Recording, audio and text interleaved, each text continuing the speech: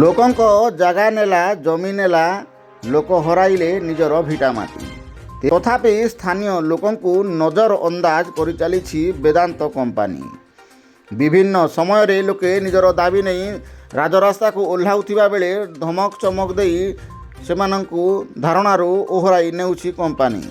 ଆନ୍ଦୋଳନରତ ଗ୍ରାମବାସୀଙ୍କ ଉପରେ ଜୁଲମ କରି ସେମାନଙ୍କ ସ୍ୱରକୁ ଦବାଇ ଦେଉଥିବା କମ୍ପାନୀ ବିରୁଦ୍ଧରେ ଏବେ ଧୀରେ ଧୀରେ ଜନ ଅସନ୍ତୋଷ ବଢ଼ିବାକୁ ଲାଗିଛି। ଆଜି ଏଭଳି ଏକ ପରିସ୍ଥିତି ଦେଖିବାକୁ ମିଳିଛି ଲାଞ୍ଜିଗଡ଼ସ୍ଥିତ ବେଦାନ୍ତ ଲିମିଟେଡ୍ ମୁଖ୍ୟ ଫାଟକ ନିକଟରେ। ଛତ୍ରପୁର ଗାଁର ମହିଳାମାନେ ନିଯୁକ୍ତି ଦାବିରେ ଧାରଣା ଦେଇଥିବା ବେଳେ ଏଥିଯୋଗୁଁ କମ୍ପାନୀ ପରିସରରେ ଅଚଳାବସ୍ଥା ଦେଖାଦେଇଛି। ଶହ ଶହ ଶ୍ରମିକ ଓ କର୍ମଚାରୀ ବର୍ତ୍ତମାନ ପର୍ଯ୍ୟନ୍ତ କମ୍ପାନୀ ମଧ୍ୟକୁ ପଶି ପାରିନାହାନ୍ତି।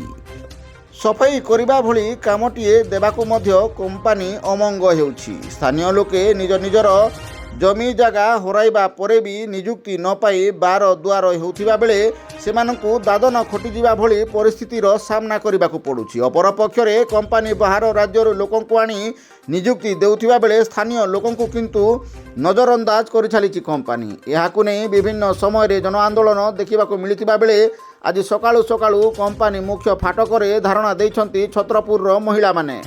ଛତ୍ରପୁରର ମହିଳାମାନଙ୍କ ସମବେତ ଆନ୍ଦୋଳନ ଏବଂ ଧାରଣା ଯୋଗୁଁ କମ୍ପାନୀ ପରିସରରେ ଅଚଳାବସ୍ଥା ଦେଖାଦେଇଥିବା ବେଳେ ଖବର ପ୍ରସାରଣ ପାଇଁ ସେ ସ୍ଥାନକୁ ଯାଇଥିବା ସାମ୍ବାଦିକମାନଙ୍କ ଉପରେ ବେଦାନ୍ତ କମ୍ପାନୀର କର୍ମଚାରୀମାନେ ନାଲି ଆଖି ଦେଖାଇବାକୁ ନେଇ ବିଭିନ୍ନ ମହଲରେ ଦୃଢ଼ ନିନ୍ଦା କରାଯାଇଛି।